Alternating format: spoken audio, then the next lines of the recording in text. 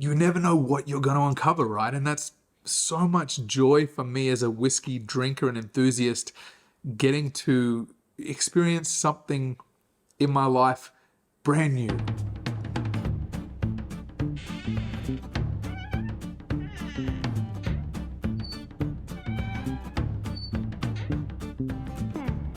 When you're a fan of smoky, peaty Laphroaig whiskey and also a fan of port cask maturation or port cask finished whiskey, you, like me, probably get very excited when you stumble across a marriage of those two very things.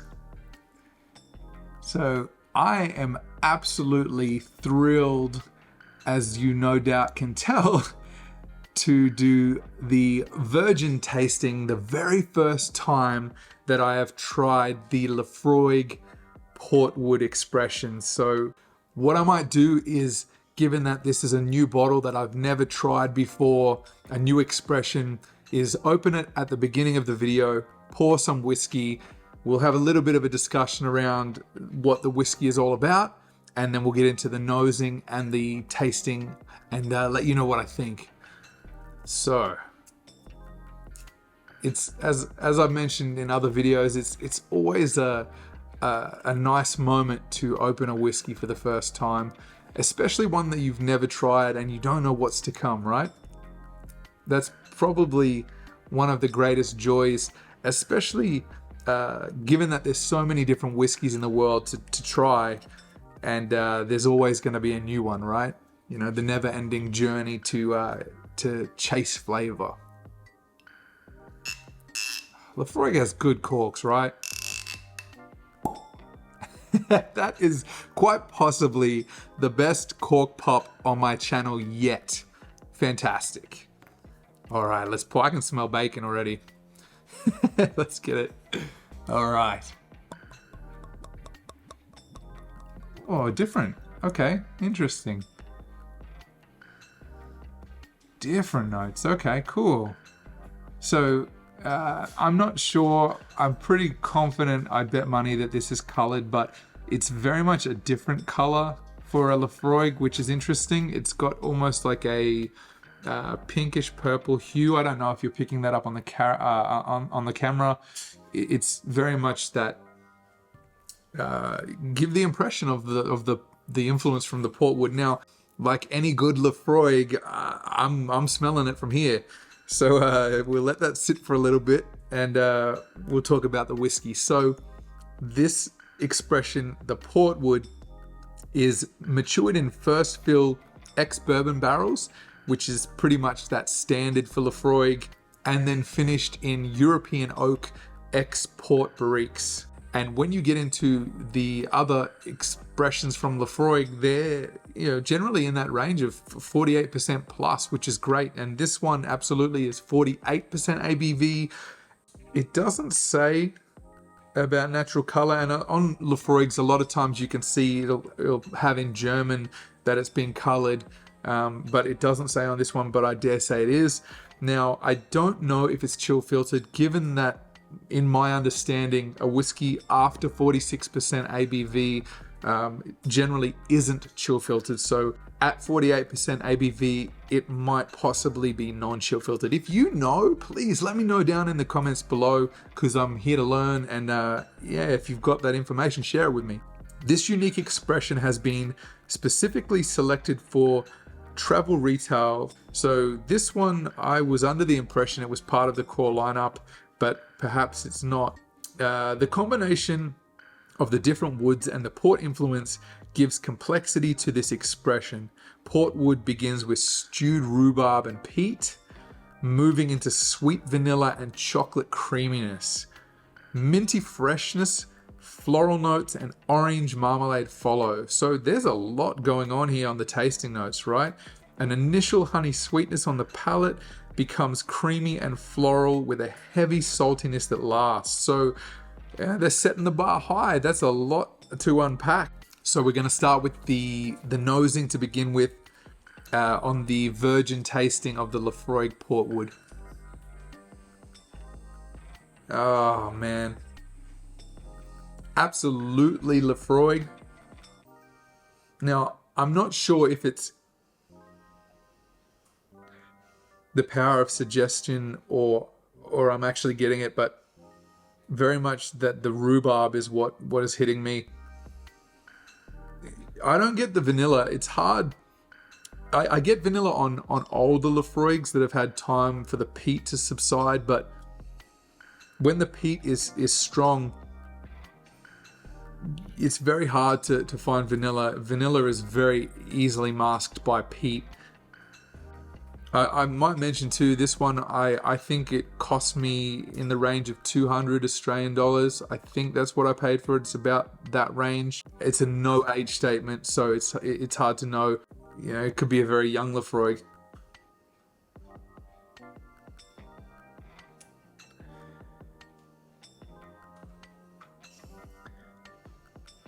The chocolate notes there.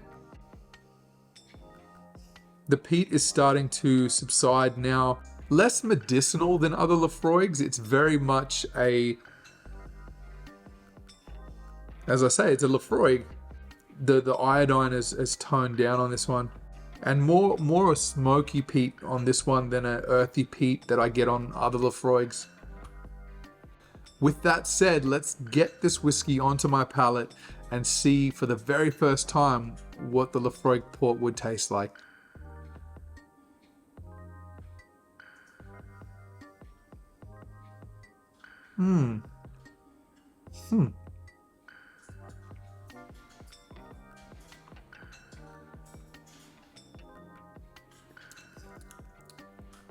Ah, this is cool. Okay, very different. Chocolate's hitting me hard now. I'm impressed. I'm very impressed. This is something that's managed to take those two things that I enjoy, being Laphroaig and the port influence on a whiskey, and do them in a really cool way.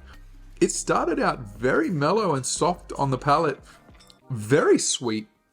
The first initial notes were just that sweet port influence, and then it started to develop into that Laphroaig, the smokiness, the peatiness, and that only came at the end, and then that dissipates very quickly, and you're left with, if I breathe out through my nose, the lingering smoke, like an extinguished campfire, just that the ashiness, the subtle waft of smoke is there when I breathe out through my nose, but what's really hanging around on my palate is a creaminess and sweetness, and very much those chocolatey notes on a port. It's interesting.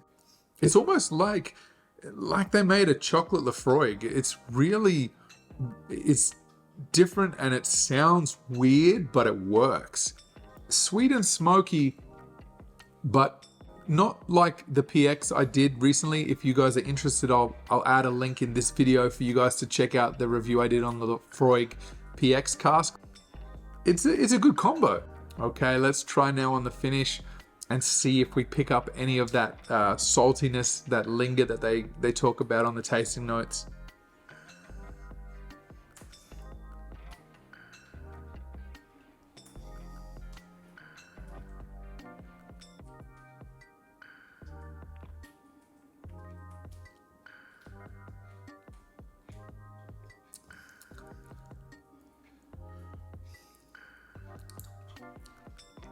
I like it. I like it. If you're a fan of Laphroaig, I think this is absolutely one worth trying. I wouldn't recommend paying more than $200 for this. It is definitely something, if you are a Laphroaig fan and you're just like I am and want to try all the different expressions because it's one of your favorite distilleries, then I absolutely recommend it. It's one that I would pick up again. It's different, it's interesting, it's engaging. I'm not getting a lingering salty, but it's absolutely lingering. It's Laphroaig through and through. Like, there's just peaty, ashy smoke is just there, and it's not going anywhere. It's it's there. Like, lick the inside of my cheeks and it's just smoky.